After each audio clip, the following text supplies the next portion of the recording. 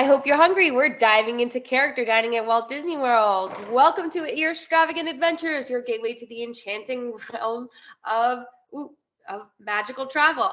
I'm Abby, together with Rachael. We serve as your dedicated guides to the captivating worlds of Disney, Universal, and beyond. Embark on a journey with us as we unveil hidden treasures, share behind-the-scenes anecdotes, and provide insider tips that will elevate your vacations into extraordinary adventures. Tune in every other week as we unveil a universe of wonder and cherished memories. Welcome aboard, fellow adventurers. Yay! Yay! Sorry for any interruption and noise. That was my cat being a cat, swatting at my speakers. So It's okay. It didn't hear anything. And Mackenzie's moving today, right? That's why she can't be with us. Mackenzie is moving, so she's not with us. Yeah. And I'm under the weather, but that's totally fine. We're gonna have a great show because we have some exciting theme park news today. The news we have been waiting for. For 3 years. Long years. Park hopping is finally coming back to Walt Disney World starting January 9th for date-based ticket holders. Right. Now, I would really be excited about all ticket holders, but I assume that's coming. Yes. Well, they'll have to take off the park passes. So when I read it, annual pass holders, you still have to make a park pass on days where park passes are required. But once you scan into the park, you can immediately leave and go to another one. Mm-hmm. So it's not that big a deal, but still park passes are a pain. Right. Well, it's only a pain, I guess, if you're traveling with someone who doesn't have an annual pass and you have an annual pass. Just one more thing you got to remember, One more thing I have to remember. But yes, because you are definitely the lead traveler when we travel. I am very excited though, because this 2:00 thing was horrible. has been very restrictive. That was Minerva again. That was her butt. That was great. And yeah, I cannot wait to go. And also, I'm sure people are going to be psyched. I'm sure there's going to be a lot of challenges, like all four parks in one day. That's going to come back. Yeah, people were already doing that with the 2 p.m., but it was very difficult. Yeah, and it's also just that's not fun. They're doing a ride at a time, I wonder if they're going to do anything with the virtual queues. That's a really good point. I wonder how that also will work once park passes are no longer required, right? Because they won't have. Anybody can do the virtual queue. Right. I assume it'll be much more well, what did they do for Rise of the Resistance? You had to be physically near Hollywood Studios in order to. You had to be in the park. Right. But then they also opened the Star Wars a lot earlier, so that park opened at 7:30. Right. I just remember the pictures of all the crowds waiting to get into Hollywood Studios. Man. Yeah, and that's actually why the marathon in 2020 was delayed, because of all the traffic to Hollywood Studios impacted. Right. Yeah, because we were with 30 minutes to late start. Oh, that was so horrible. But yeah, because of Hollywood Studios crap. Man. Man. Well, that was the best news that we could have gotten. Seriously, so many people were excited. I mean, we would have been happy with getting the 11 o'clock at Disneyland, but for them to take it completely off, that was great news. Super happy. And then Candlelight Processional, we finally got details about that with the narrators, and I'm going to get to be there for John Stamos and Neil Patrick Harris. Ah! I don't know how I lucked out, but I'm so excited. Although Brendan Fraser is on the list for this year, and I think he would be really good too. I think he would, and he's having a moment. Everyone loves Brendan Fraser. I mean, everybody loves Brendan Fraser. So glad he's getting a resurgence. But and Festival of the Holidays dates have been announced. I'm waiting for the menus because we got a couple new booths, replacements, I think. And I'm interested to see if they update the cookie stroll, because some of the cookies last year were absolute trash. I've heard that from several people. Yeah, the Snickers cookie in particular was horrible. I feel that's a hard thing to mess up too. So yeah, and I hate to tell you, but the black and white cookie was really gross too. Yes, that pains me, but yet doesn't surprise me, because as a black and white cookie aficionado, I have encountered many very bad ones. And it's an easy cookie, so what the heck? Seriously, it's really 80% about the frosting. Yeah. And yeah, that was one that I threw away. So we'll see. My friend and I want to do the cookie stroll, so we'll have to see what cookies they have because I don't want to spend $6 on something I'm going to throw away. Yeah. Plus, you could just go across to Disneyland and get some delicious gingerbread. Exactly. Sorry, I'm trying to breathe today, and it's not going. How about I start? Rachel, where'd you get those ears? These are from Factory 55. Amazing. And they glow in the dark. It's too bright in my office. What do you say there in the middle? The Mickey hands? Mickey ghosts. Oh my gosh, so cute. Yeah, Mickey ghosts, and yeah, they glow in the dark. You can't really tell, but I wore these to Disneyland, and are yours also? They are also Factory 55. I am feeling cozy. This is my teddy bear bow, and my red ears. I love the way these look. Mm-hmm. You know, I just it's giving fall. You've convinced me. I love the plushy bow. It looks really good with the open ears. Thank you. You know what this whole love now of Factory 55 has taught me is, like, not that I could ever do it justice, is that I just want a 3D printer to tool around and print like Mickey's. Mm-hmm. Yeah, my husband bought a 3D printer for kind of because he saw the same stuff. He's like, oh, I can do this. No, it's actually super, super hard. But I'm sure it is. But yeah, but in my mind, I can do that. That looks super easy. It seems like it'd be so fun. Mm-hmm. But yeah, alas, no. But yeah, I really like the way these are looking. Versatile. Yeah, I dig it. I'll be wearing them to pick up to embarrass my children. Love it. A+ approve. Yes. All right. Are you ready for our sponsors? Always. All right. This episode of Earstravagent Adventures is proudly sponsored by Wave of a Wand Travel, your go-to experts for family theme park vacations. Whether you're dreaming of exploring the Wizarding World, embarking on an enchanting kingdom adventure, or discovering underwater paradise, Wave of a Wand Travel has you covered with their insider knowledge and hidden gems. Say farewell to the stress of trip planning and embrace a journey filled with joy, laughter, and wonder by reaching out to a Wave of a Wand travel agent today. Visit our website at www.waveofawandtravel.com or give us a call at 201-401-5378 to let the magic begin. When it comes to family theme park travel, Wave of a Wand Travel is the trusted name that turns your dreams into reality. And now let's immerse ourselves in enchanting tales and unforgettable moments on Earstravagant Adventures. So today's episode, we're really excited about because we get probably the second most questions about this, character dining. Character dining. And also we are, I think, for the first time since the pandemic now, fully back. No. What I missed? 1900. Oh my God. I said, as soon as I said it, I was like 1900 Fair. I'm sorry. Forgive me, stepsisters, if you're listening. And Trattoria al Forno. Yeah, Trattoria al Forno, actually. That one I've been lamenting. I'm assuming that one's not coming back, although I would really like it to. As a mother of boys, you know, that was where we could meet Flynn or and Eric, and meeting princes is rare. And they're into it because, you know, otherwise they're not. And those are good princes, like Flynn and Eric are action princes. Yes. Although I would like to meet Adam too when he's not a beast. Disneyland Paris. Yeah, but so before we talk about all of the ones, because I was going to just name off all the ones we have. Missing in Action, 1900 Park Fair, which is at the Grand Floridian. They had different characters at different meal times, right? Wasn't it Mary Poppins and Alice in Wonderland for breakfast, and then Cinderella and the Stepsisters for lunch and dinner? Yes, but I think except for races, that's the only place that you can meet the stepsisters routinely. And the Mad Hatter, like you can't meet the Mad Hatter in the parks. Yeah. No, he sometimes appears at Disneyland, but that's rare. Yeah, that's Disneyland. So those are the ones missing in action. But a quick rundown of the character dining, which I actually thought there was more. So help me see if we're missing any. Oscar House. That's not how you pronounce it. That's how I pronounce it. Yep. That's at Epcot, and that's Princesses. Cape May Cafe at the Beach Club Resort, which is Minnie and Friends. Chef Mickey's at the Contemporary, which is Mickey and Friends. Cinderella's Royal Table at Magic Kingdom, which is Princesses. The Crystal Palace, which is Winnie the Pooh and Friends at Magic Kingdom. Garden Grill, which is Chip and Dale at Epcot. Hollywood and Vine, which is 2 different ones.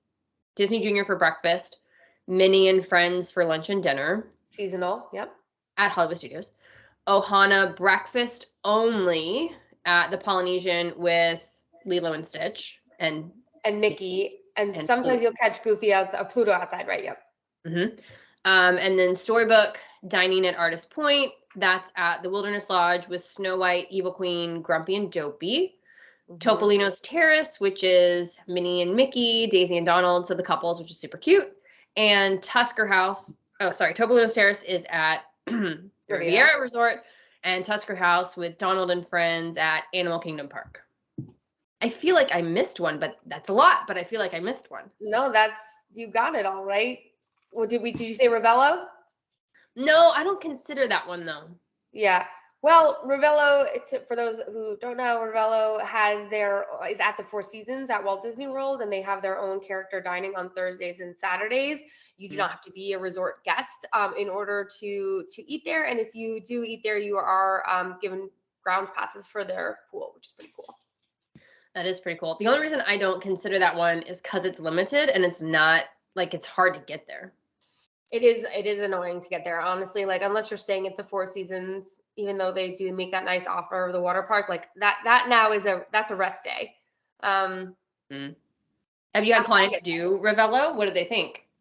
Oh yes, I have had clients at Ravello. They like it very much. I think, one of the pros is, well, really the main pro, I guess, is if you are a guest of the Four Seasons, like you said, it is limited. So it's a little bit less crowded, it's a little less busy. And if you're staying there, it's nice to just sort of roll downstairs and eat. If you're staying at the Four Seasons, and one of us can absolutely help you if you're thinking or dreaming about a Four Seasons Walt Disney World vacation. But one thing that's nice is the text message service for the concierge, so they can sort of book you in whenever they can, or if you want to make changes, which is nice. So even though it's only available Thursdays and Saturdays, I think I've never had a problem getting guests in. Probably because it's not as popular. So speaking of, yes, the most popular ones, in my opinion, is Cinderella's Royal Table, Chef Mickey's, and Topolino's Terrace. How about, what do you think? I agree with you, but you know what I'm realizing is not on this list, although it's a technicality, is Be Our Guest. Yes. Not technically character dining, but the Beast will come around. Right, and I think it's not listed because you cannot meet him. He does not stop. Yeah, which RIP to Be Our Guest as it once was, because holy crap, pre-2020, that breakfast was amazing. And so was lunch and dinner when you could in the side room. I really miss the side room Beast. And now that room is just empty randomly. So because that was where you would order your quick service for like breakfast or lunch, which I thought was super cool. And then dinner, you would meet the Beast. And that was great. Totally. Why did we take that away? I don't know. And not only that, now like that room is literally barren. Like if people are waiting for their tables, and they will just sit there on the floor.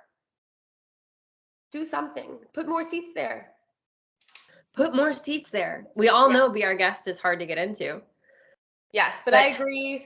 Topolino's very, very popular. Cinderella's Royal Table, very popular. I think, Cinderella's Royal Table is special, but also not a huge restaurant. I think people very crowded. Right.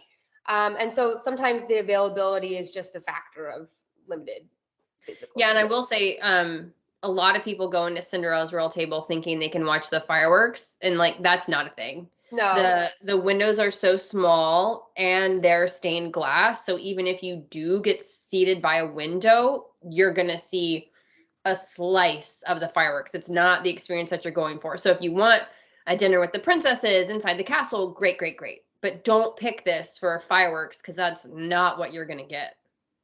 Agreed. And I also think that you said it yourself. That's a big if you get seated by the windows, they will not let you just like hover by the windows. So because people are sitting there eating. How rude. Right. But if you are dining there, I will say it is a nice, before the fireworks, you're well positioned to get, back to Main Street quickly. Yeah. So just don't expect a good view of the fireworks, especially if you're going with kids. Like the fireworks are usually at 9. Who wants to eat dinner at 9? No. I honestly, and we can talk about this another time. I have a hard time with the fireworks dessert parties for a similar reason, because they commit you to being in the park late. And I are you mean, really don't even get me started on the terrible quality of the desserts. Like you said, that's a whole nother thing, That's a whole but other one. tangent. But the reason Cinderella's Royal Table is most popular is location and princesses. Chef Mickey's, please explain to me why this one is one of the most popular, because I've been twice and I still don't understand why it's so popular. So what I hear from people, again, if you're staying in a monorail resort, like I think like a thing that is advantageous about Chef Mickey's is that they serve breakfast, lunch, and dinner. So you are not limited to a certain meal time, and they are open pretty much steady flow. So like, I get that. But people are like, well, it's the only place you can see the Fab Five, to which I say, go meet them then in other places at different times, because the food is like, that food is not awesome. It is, it's super, super kid friendly, though. I will say that, because it is chaos. It's a buffet. We should preface it. It's an buffet. Strongly American buffet. It's a buffet. But it is great. And also, fun fact for those of you traveling with children under 3, who are normally free, like they will be free at the character dining buffets as well.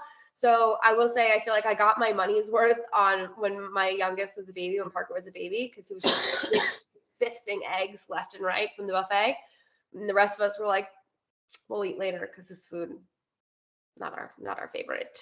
Yeah, it's not the best. And I didn't say either. Cinderella's Royal Table is a prefix menu.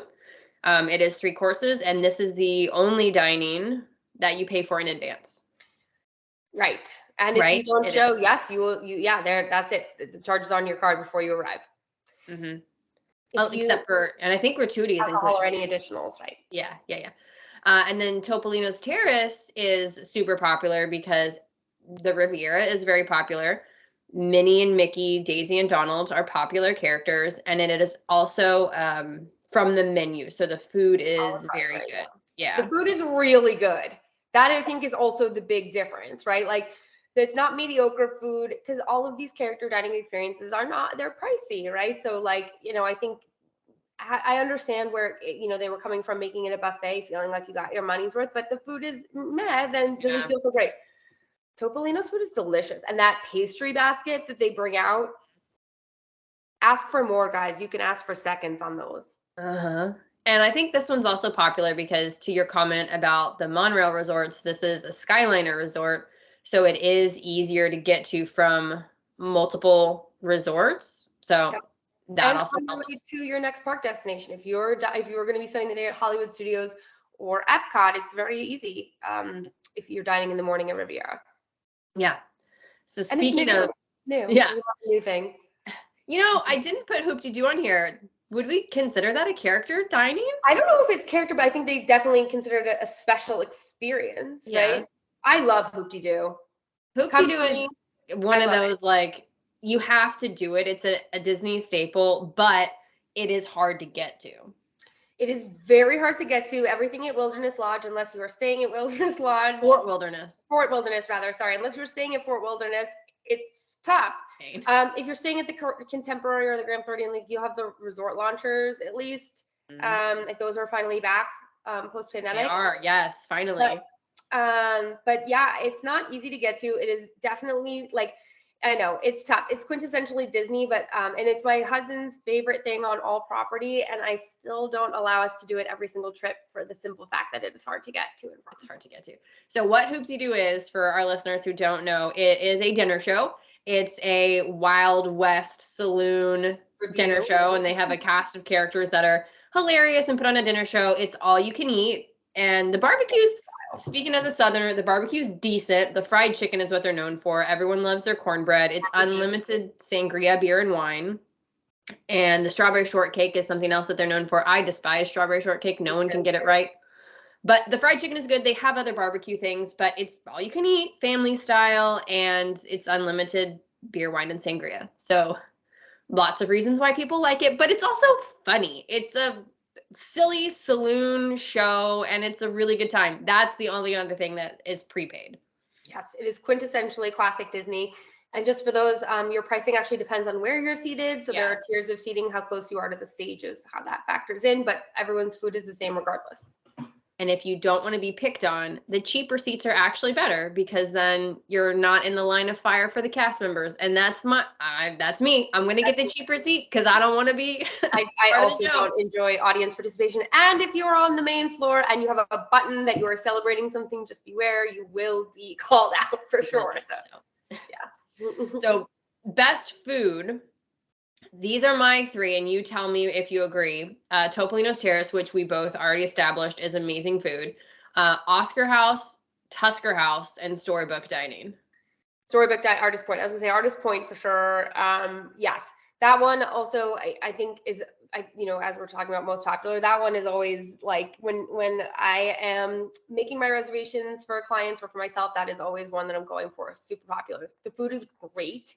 And we did say it's dinner only. Dinner only. And this is another. It's not a. I don't think you prepay. No, it's not a prepay. It's technically a prefix. Yes. Yes, it's a prefix menu. Although you can add on some add-ons or extras, and it's very fun. It's magical. It was I feel like new recently. It's not new. It was not new before the pandemic either, but it also is not one like Crystal Palace has been around since the beginning of time. It was kind of new pre-pandemic. It's like it had only been around for a little while. Yeah, a few years, I think, maybe at most. At most, yeah.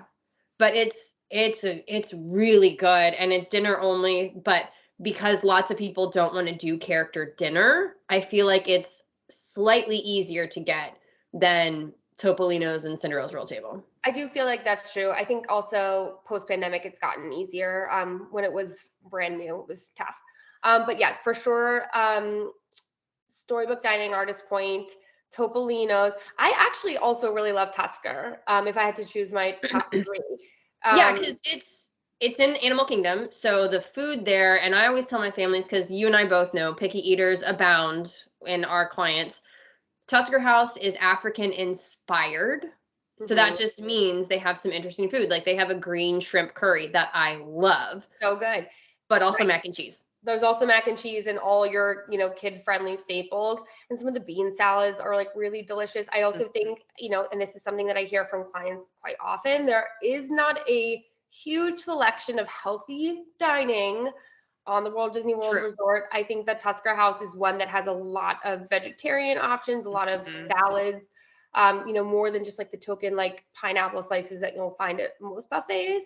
Not that there's anything wrong with those. Pineapple's great, but I would like more than even when you give me green beans, but the green beans are smothered in oil and butter. You immediately negate the healthy fact. Yeah. Yes, and I think we love Disney dining, but I think that's a thing, right? Like the unaltered fresh vegetables are very hard to find. So I do appreciate that. I think between Animal Kingdom and Animal Kingdom Lodge, like that's one thing that Disney does really well is sort of bringing you into the fold of authentic, or I believe to be, sort of authentic and inspired food, but then also still giving you something so that the kids can have their chicken fingers. And I also, you asked why I think Chef Mickey's is popular. Like, I think this is a great example. I know that Pluto's not there, but like Daisy, Donald, Minnie, Mickey, great. Goofy's there too. Goofy's there too, yeah. And consistently, this is one of the locations that gets the best reviews for character interactions. And not all character interactions are created equal. We both know this. And I have to agree, some of my favorite character dining, and let's be very specific because character dining meet and greets are very different than meet and greets in general. But some of my favorite character dining meet and greets have been at Tusker House because the characters just seem like they're having a lot more fun because they're on safari. So that also, to me, plays a big factor in my character dining locations. Am I going to have a great experience because I'm paying to meet these characters? Let's be real.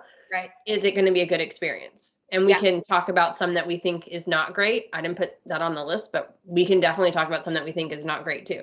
Yeah, no, I think it's great. I've had excellent experiences. It's true every time with the characters. Also, I think this was more consistent before the pandemic, but if you are celebrating a Disney birthday at a character meal, this is one of the places that consistently the characters will like come around when your cupcake comes and you will receive a card signed by the characters. The other one that I've seen that always, by the way, is at Crystal Palace, but the other ones have been really hit or miss in my experience for birthdays. Yeah, I think Tusker House is super fun. I also think the way that Animal Kingdom breaks up as a park experience, having like a sit down lunch for me works better in Animal Kingdom than in other parks. So I really enjoy that option. Definitely agree. And then my favorite princess one is actually, isn't it Akershus? Like, forget it. I'm just gonna say Oscar House because that's Yeah, what I always say. I think Yeah, is how you say it. Ashkershush. people know what I'm talking about. It's It's next in to Frozen. Norway. Yeah, and it's princesses, and so we've already established that Cinderella's Royal Table is a very small dining space. It's like literally very cramped, so there's not a lot of space to move around. In Oscar House, it's a bigger dining area. So number one, the characters have more space to move around. Number two, they spend a little more time with you. So to our point of good character interactions, the princesses do spend more time with you, and I've had great interactions with the princesses. Funny enough, when I was in the college program, we went to this, and I met my doppelganger. My doppelganger was Aurora, and she even looked at me and said, "You look like me." And this is like 15 years ago, and I still remember this interaction. It was my favorite to this day. Yeah, no, I agree. Traveling with little kids, it's the same, and it just feels like a much more like robust experience. They do the train around with the kids, so the kids get to get up and get with the characters. I also think it's funny. I know rationally that the princesses are the same. Like I've seen proof of this, but yet I cannot be convinced that there are not more princesses at Oshkosh, and I believe it's because of what you just said, because you get more time with them and you're seeing them more. Yeah. It's good time, and the food is good. It is buffet, but different. It feels different. Yeah, it's buffet plus family style. Family style. Yeah, but it's Norwegian food, and people are like, "Ugh, Norwegian food." You guys, Norwegian food is simple food. Carbs. It's carbs. There's a lot of carbs. Yeah, and it's like it doesn't have crazy like their flavors is salt and pepper. It's nothing to get concerned about. Try Norwegian food. It is delicious. Like one of them, Swedish meatballs. Hello, that's technically Norwegian food. So yes, and when all else fails, there are Mickey waffles. All else fails, Mickey waffles. So I think those are the best food. Did you have any others that you think have really good food? I agree. I think those are the best food. You know, I did also have good food though at I was very pleasantly surprised at Garden Grill for breakfast. I have not dined there for any other meal, but again, it's pretty hard to mess up Mickey waffles. They bring you a big old plate of Mickey waffles, eggs, and bacon. And my kids loved the rotating platform through Living with the Land. And, you know, I love Chippendale. So I had a good time.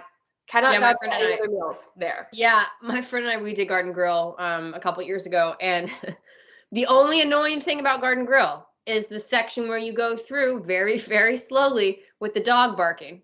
Oh, that is, yeah. That now every time we go ride on Living with the Land, we make a joke about it. She's like, "Oh, that darn dog." But yeah, we did not like the food at all, but we went for dinner. Okay. I went in also with very low expectations, but again, Mickey waffles. You know, and that's a great comment to make. Please go into these character buffets, especially with low expectations, because most of them are buffets. Most of them are American buffets, and I think you and I are similar. We are not in life buffet fans. No, and you know, listen, like in Vegas, I could get behind a buffet. Those are some good buffets. But that's their but thing. In general, these buffets are not those, and you are going for the experience, the ambiance, and the character interactions. The food is not your primary reason for going. So it's a convenient way to meet a lot of characters at once, for sure, and to have a special experience. It is, but it is not a gourmet meal. Yeah, and I think that's how you and I both bill it, is character dining is a great opportunity to meet characters. So you don't have to figure out where they are in the parks. So really, character dining, what you should be asking yourself is, who is my most important character to meet? And then we can make recommendations from there. Because if it's princesses, then great, we've got some options. If it's Mickey, great, we've got some options. But the point of character dining, for me at least, is to meet the characters, and food is just secondary. Yes. And if that doesn't appeal to you, then let's find a strategy so you get to meet all the characters you want outside of a dining experience, which is also an option in most cases. So what do you think are some hidden gems for character dining? For me, I think it's Cape May Cafe. Like nobody talks about Cape May Cafe. And it's also, I'm almost like sort of a little bit sad about sharing this secret because it's not been hard to get reservations for character dining at Cape May. Yeah, I think, listen, until Topolino's, there was, and I know Trattoria, I do hope it comes back. R.I.P. though. That was really it over there on the Epcot resort area for meeting Mickey and friends. I think Minnie, her outfit is so cute in her little beach buffet. If you have not stayed there or are not staying on that trip, I think it's a fun resort to walk around. Stormalong Bay is so nice to look at, and then you walk through. The lobby's very well themed. And the food is good. And also like if you are adventurous, there are some like seafood options at this buffet. There's a make your own omelet station at this buffet. I agree. This is a definitely not on the list of like most popular, and I'm not sure why. I would much rather eat here than Chef Mickey's. I think a lot of people just assume it's 100% seafood because it's New England buffet. And as we've established, Disney will, yes, have themed food items, but then they always make sure that there's food items for people who are picky. So like if you don't want the crab legs, which by the way, you can get crab legs. I think it's an extra charge now, but you can get crab legs. If you don't want that, then I'm sure they'll have chicken nuggets and mac and cheese. They will. And also always ask your server, guys. A lot of these, especially like the ones in resorts, share kitchens or share resources. So if your kid had something to eat at another restaurant that they will only eat that from now on, like always ask your server. They really do try and make things happen. But again, as we discussed at the buffets, there will always be your staple fruit selections and, some of your favorite bets. Mm-hmm. Yeah, I'm actually going to Cape May for the first time for breakfast because I think they have a specialty Mickey waffle too. They do. But I think it's mini. I think it's a mini waffle. It probably is a mini waffle, but that's my reason for going is I am a specialty waffle. Gotcha. I love it. I will go. Yeah. Yes. My family will stay often at the boardwalk area. So I do always like to go visit Cape May. Yes. Any other hidden gems? That was the only one that like I feel like people don't really talk about. We would say 1900 Park Fair, but that's not open. Right. No, I'm gonna go ahead and say that the Garden Grill for breakfast, I really did like that. And if the timing works out where you can get into Epcot early and have breakfast there early, like I wouldn't waste park time on it. But I think I've had like an 8:30 meal there, and the park technically opened at 9:30. If one of those days works out and all the hours align, it's good. The stars align. Sometimes we have those days. Mm-hmm. I already said missing in action. So, which character dining, let's say like 2, do you think has the best character interaction for you? Oscar Shush for sure. And Tusker House, which we already said, but just to throw in a third, I love Winnie the Pooh so much. So I will go to Crystal Palace for Winnie the Pooh and the 100 Acre Wood Friends. I think Tigger is always really great. Tigger's always in good form. Love Pooh. That's a tough buffet for me, but I still love it's horrible. Yeah, the food is like my friend and I are going in December, but only because churro Mickey waffles. Churro Mickey waffles. And she loves Winnie the Pooh.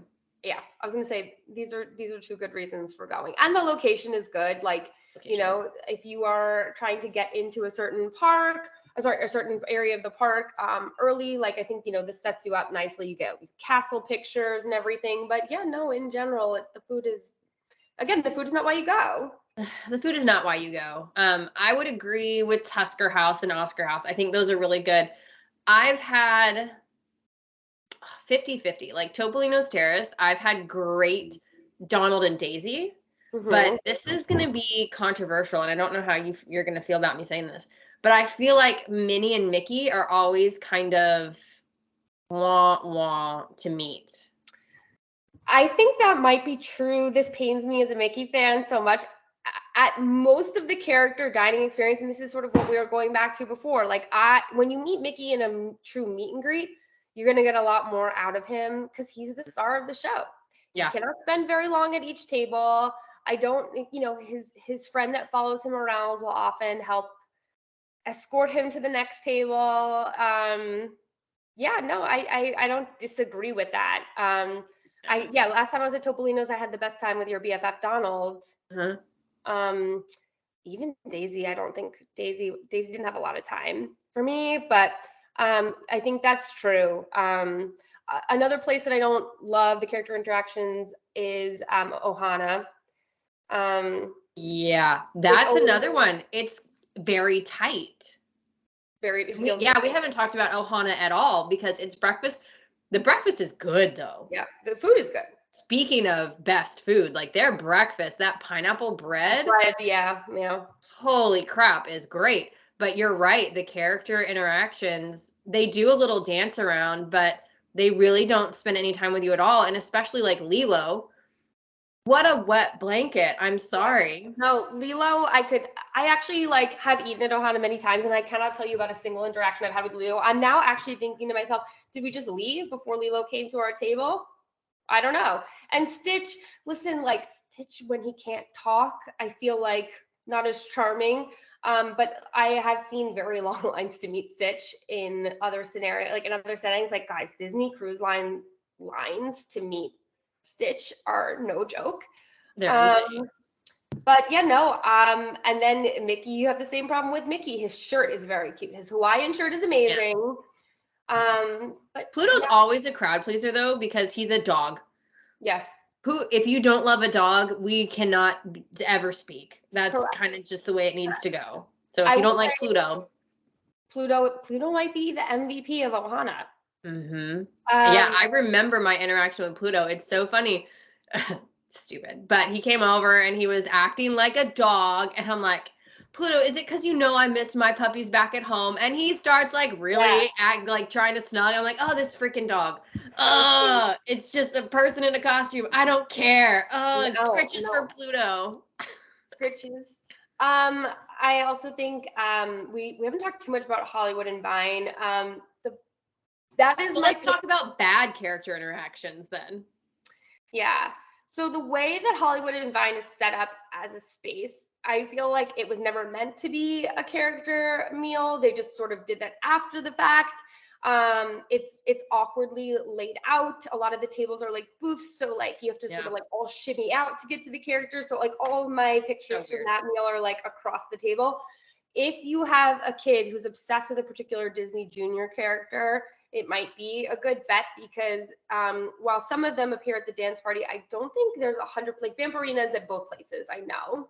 Mm-hmm.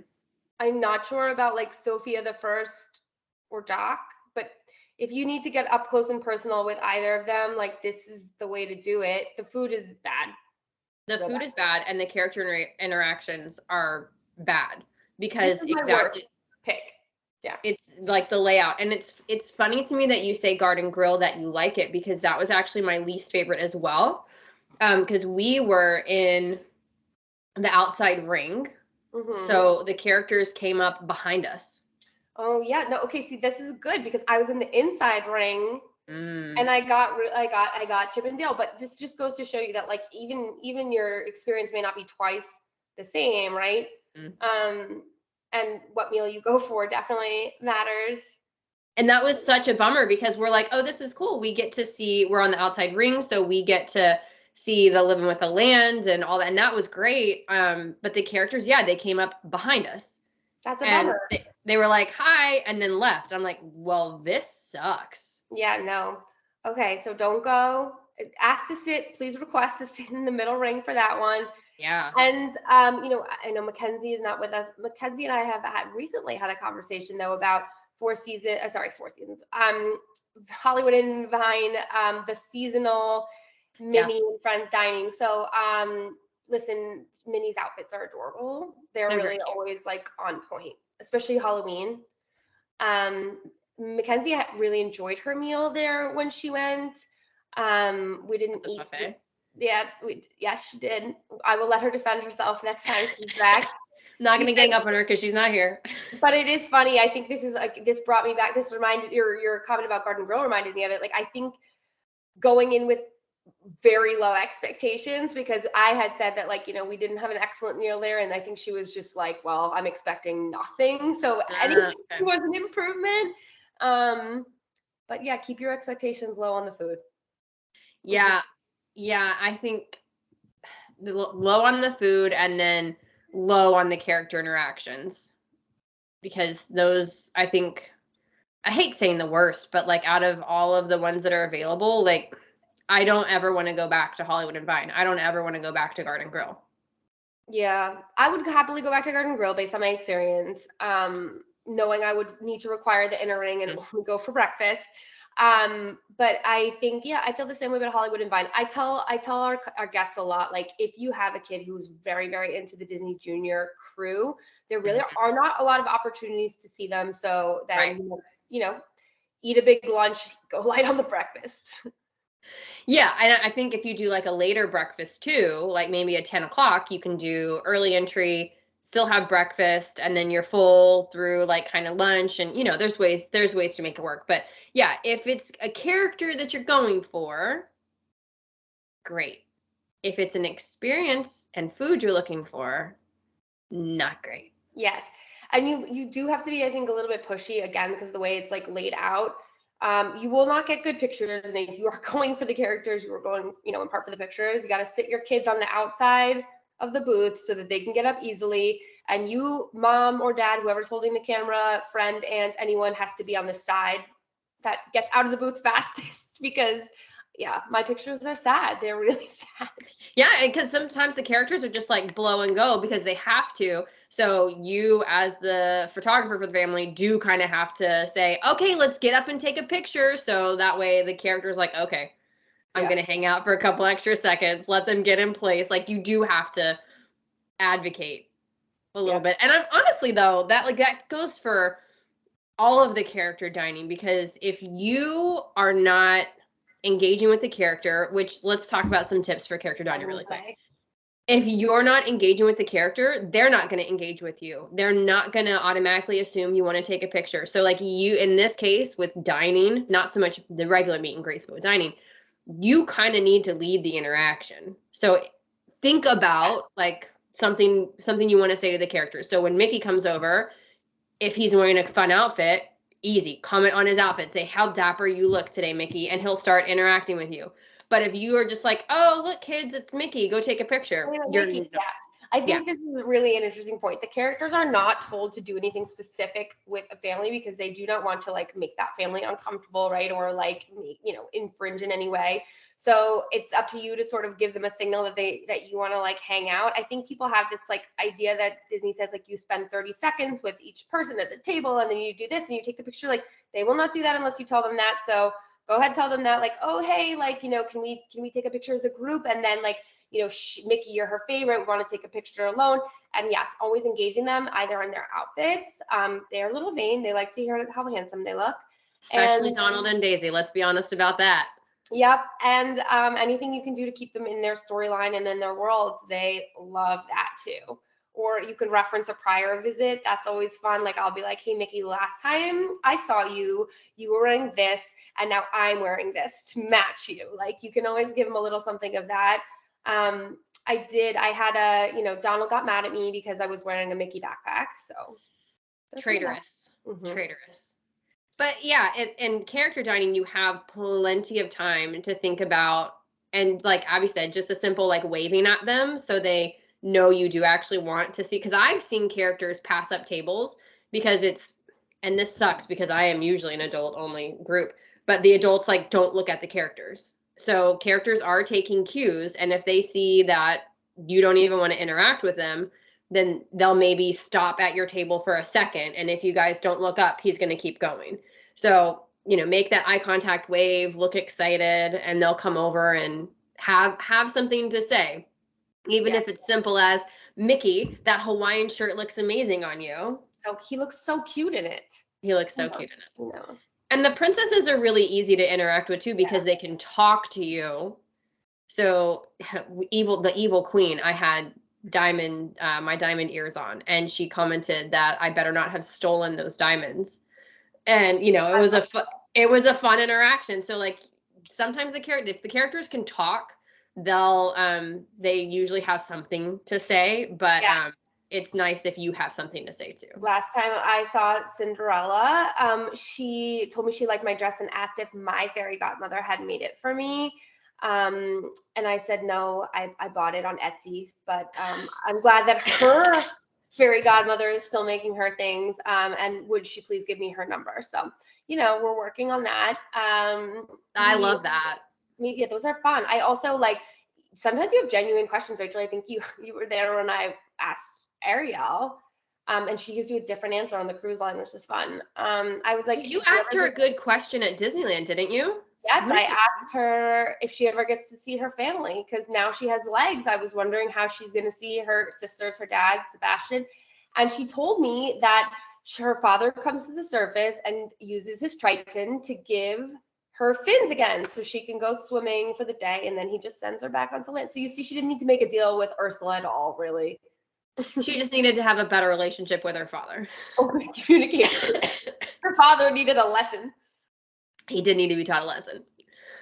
So I think that's a real key for character interactions now. And they do give you autograph cards. So maybe don't worry so much about getting their autograph at a character dining. Focus more on trying to get a picture and a memorable moment. Because I think now every dining location gives you a character signature card.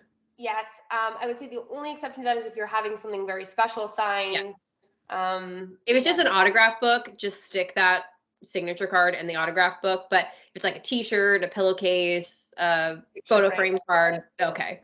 Right. Yeah, agreed. So what is your favorite then out of all the character dinings? Man, I think my most favorite right now is Topolino.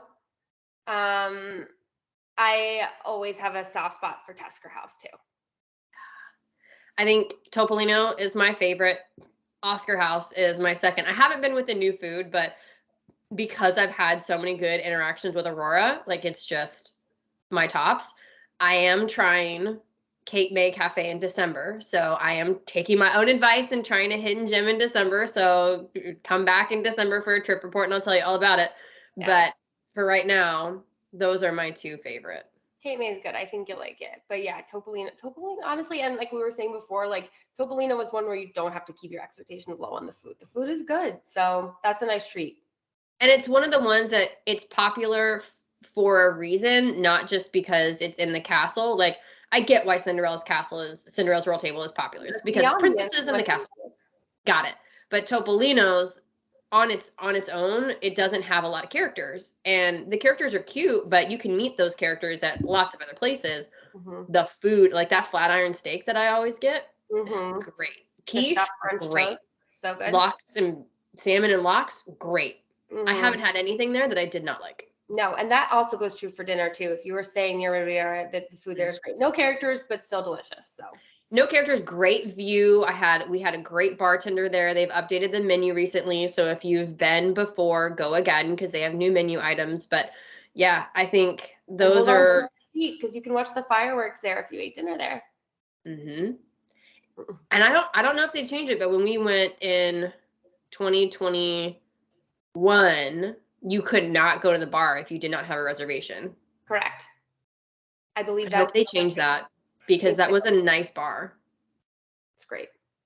And we were staying at the hotel, so I got kind of mad about that. But that's another tangent for a different dining day. That has nothing to do with. I was actually about to say, I feel like that could be a nice AP perk or a nice DVC or resort guest. DVC for sure, because it's a DVC property. Mm-hmm. Mm-hmm. Anything else we want to mention about character dining before we close out? No, go eat, go hug your characters.